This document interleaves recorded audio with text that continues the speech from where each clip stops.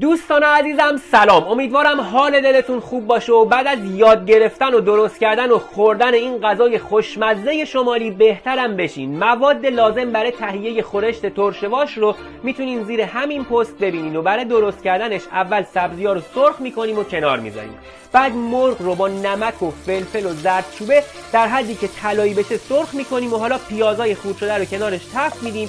یه قاشق ربم به نظر من بهترش میکنه. عطر رب که بلند شد سیر رنده شده رو خیلی کوتاه تفت میدیم و 2 لیوان آب جوش میریزیم روش. سبزی‌های سرخ شده رو اضافه میکنیم و میذاریم 1 ساعت بپزه.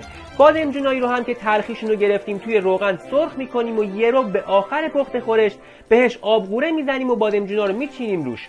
گوجه رو هم برای تزیین غذا سرخ میکنیم و به همین سادگی نمیدونیم چه غذای خوشمزه‌ای درست شد. به به، و بهشت زیر دست آشپزهاست و بس نوش جانتون.